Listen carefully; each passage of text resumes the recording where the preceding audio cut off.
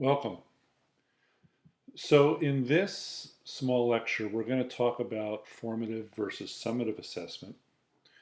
Now, I know you already know about these two kinds of assessment, but you may be thinking about them from a teacher's point of view, right? And you may be thinking, for example, of summative assessment as the assessment at the end of a unit of instruction and formative assessment as the assessment we do along the way. Well, there's a bit more to it than that, and we're going to shift a little bit from thinking about it like teachers now to thinking about it as teachers who are also going to be teacher leaders or potentially supervisors and principals in a school. So what are the kinds of discussions we want all teachers to be having? If you're a teacher, what are the kind of discussions around assessment you want to be having with your colleagues? If you're a supervisor or a principal, what are the kinds of uses of formative and summative assessment that you want to see all the educators in your building using? So we're going to look at that in three pieces in this lecture. First, we're going to talk about formative versus summative assessment. Next, we'll talk about the factors that get in the way of using good assessment. What do we do instead, or what are we wasting our time on, or what are we spending our energy on and focus on? And third, we're going to talk about the strategies that we would want to promote that will help support formative assessment in a school.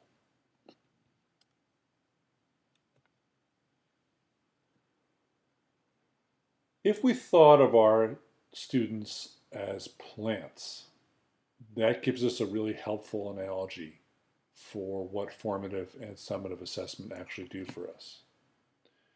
If we thought of our kids as plants, let's say as apples, right? Summative assessment of the plants, of the apple trees, it's the process of just measuring them. It might be interesting to compare and measure and analyze how many apples does this tree produce? Are they big apples? Are they small apples? Are they tasty apples? Are they juicy apples? That's all really interesting if you want to compare trees. It doesn't help you actually grow the apples, okay? Instead, if we look at formative assessment, that's where we figure out the things we need to know in order to feed and water those plants so that they grow a bunch of good apples, right? How much shade are they getting? How dry has the weather been? All whatever. I don't even know. I'm not an apple farmer, but a good apple farmer will be looking for those things, right? It's not so interesting necessarily to compare at the end of the harvest how the trees fared one next to the other. What's more interesting and more useful for the tree and for the farmer are measuring the kinds of things that will help the farmer make good decisions about how to feed and water those trees so that we get the best apples. It should be a fairly obvious analogy what that means for our students, right? We want to help them grow. We want to figure out what it is they need to help them grow and learn. There's another sort of farming metaphor that I kind of like with this, which is you don't fatten a calf by weighing it. And I would argue that we spend much too much time in education weighing the knowledge of our kids rather than actually figuring out what's the food they need, what are the conditions they need, what can we provide for them that will help them grow and learn. Black and William, who are sort of the gurus of formative assessment, have made the argument that formative assessment is really the magic bullet. Okay, it is if we were going to do just one thing that was going to improve education in our schools and across our country, getting folks to thoroughly use formative assessment and thoroughly understand what it can do is probably the biggest bang for your buck, right? There's plenty of other things we need to do, don't get me wrong. But if you had to pick one thing that was going to have the most impact, Black and William have argued that it's using formative assessment. I think that's a pretty strong argument. It's certainly a strong curricular argument and a good pedagogical argument. And that's what we're going to look into now. So what are the key parts of formative assessment that make it so valuable? The first is identifying together, teachers and learners, what their learning goals are, what they intend to do. Okay, what do they intend to know? What do they intend to be able to do? What are the outcomes? What are the criteria for achieving those outcomes? One of the most important words or phrases in this element here is that teachers and learners are doing this together. Okay, it's really not that useful if just teachers have all that information. Students need it too. That leads pretty obviously to the second point, that teachers and students need to continually be talking about this. Okay, and those conversations need to build on each other one from the next, and they need to go deeper. Okay, um, talking about the assessment, talking about all the elements that go into it, is a huge learning piece for students. Think yourself about your opportunities as a student. You know, the times when you've had a teacher or a professor who's talked with you about, okay, here's what we want to learn, here's how we're going to measure what we've learned, and here's what makes here's what does that well. You have a lot of questions about that. You really want to know that. That's important to you.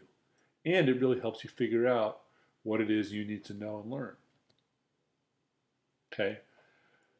I'm sure you also like it when you get timely feedback, because otherwise it's really not a whole lot of use to you. You want it in time to do something with it. The standardized tests that we've been talking about, they never arrive on time, right? We give them in March or April, right? Maybe sometimes even in May in some school districts. And the results are almost never back by the end of the year. And even if they were back by the end of the year, are they coming back in time for those teachers and those students to have a good, rich conversation about what they mean and what the next piece of learning is going forward? Clearly not, right? Clearly they're not. Maybe in the limited instances where students and teachers are staying together on into the next year, that's an opportunity for that to happen. But that's one of the key elements that should tell you that the PARCC testing and the Pearson model and all these standardized tests around which we do so much work and about which there's so much fear, those are not formative assessments. Okay, and if we're using other sort of mirror tests of those on the way up, if the results from that are not timely, and they're not timely for both students and teachers, it's not useful. Second, again, we're going to come back to this. Students need to be actively engaged in their own learning. Okay, students need to be a part of these discussions. We talk about, when we talk about data-informed schools, okay, you've probably heard the phrase data-driven decision making, right? Well, that almost always means that it's the adults who have that data and who are making those decisions, and in many ways are sort of driven like cattle by those decisions. If we have data-informed schools and we have teachers and school leaders who are making sure that their whole school, that means everybody in the school, really, right? The kids as well as the adults, because God, the kids are the majority of the people in that school. They should be informed in a useful way and able to make good decisions about their learning. But what part is it here just for the teachers that really is important? So the teachers really need to respond to the data they get about kids' learning needs and strengths, and they need to change their teaching appropriately. Okay? No good teacher is teaching the same way, the same thing every year. They just don't. Okay? They have to be responsive to what their students' needs are and to what their strengths are. You want to work on the strengths, build on the strengths towards the needs. It seems pretty obvious, but it's formative assessment that helps you to know what you're talking about there. What are those strengths and needs? And therefore you can make sound decisions about what you're doing next. So how come we don't do that? What are the things that we do instead? Well, among the things we do instead is there's a really strong tendency to do assessments that focus on how much work and what that work looks like being produced by kids. How much are they doing and how nice does it look?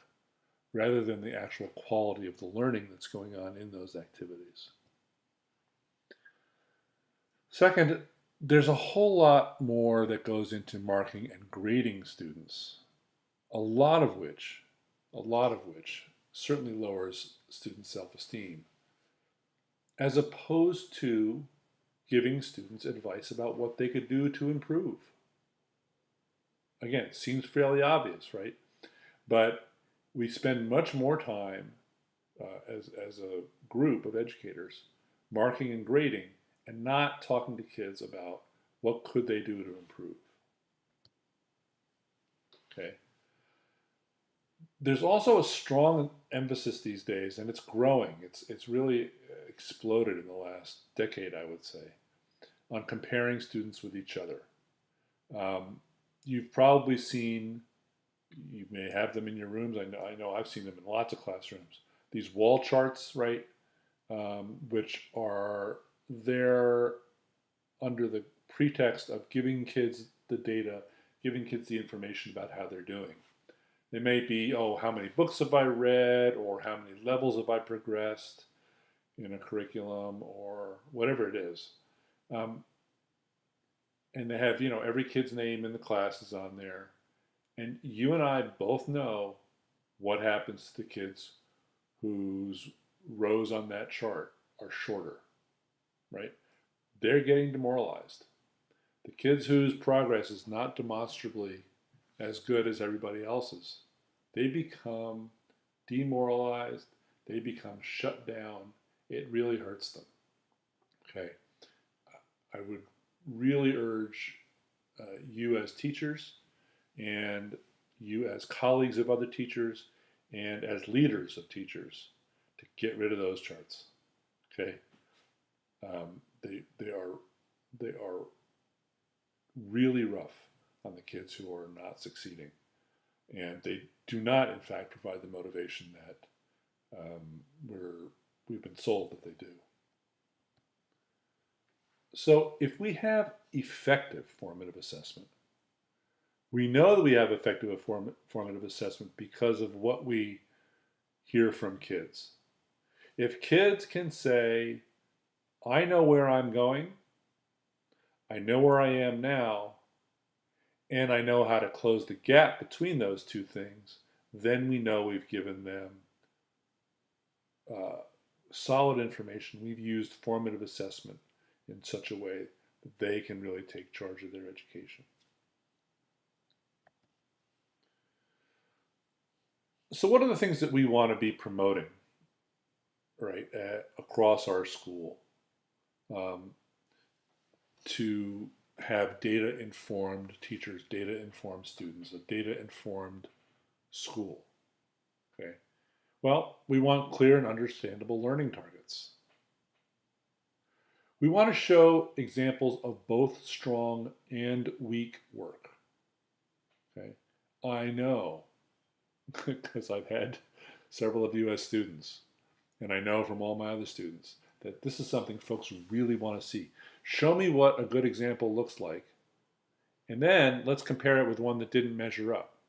When we do that together, okay, we're really having rich discussions about, okay, what's the actual learning that's going on here? And what's the actual knowledge and skill that needs to be presented? Regular and descriptive feedback is really important.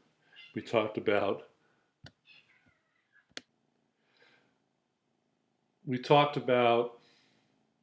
earlier giving timely feedback. Okay, that's part of being regular. But it also needs to be descriptive. We need to give advice about what's going on in this piece and how, this piece of work, I should say, and how the work can be improved. Or what was really great about it, or both. Okay.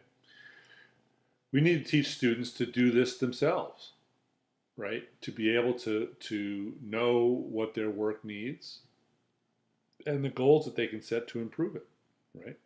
I mean, we don't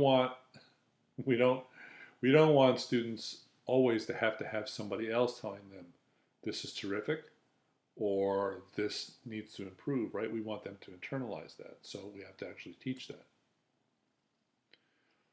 We need to design lessons that will focus on just one aspect of the criteria at a time, one aspect of the quality that we want to see at a time. Otherwise, learners get overloaded and they get confused about what it is that they need to focus on. We need to help them take that information and fix one thing at a time.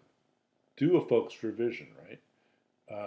Resubmit it, figure it out, fix one thing at a time, work in small chunks, and keep going. And our last strategy here is that we want students engaged in self-reflection and having them document and sharing their learning. I know as you all are coming to the end of your program, you're going to be doing portfolios. Well, that's very much that kind of work. So I want to thank you. This is the end of this lecture. It's a shorter one. In our next lecture, we'll be talking about rubrics and also teacher evaluation rubrics and how we use them to help promote good learning across a school.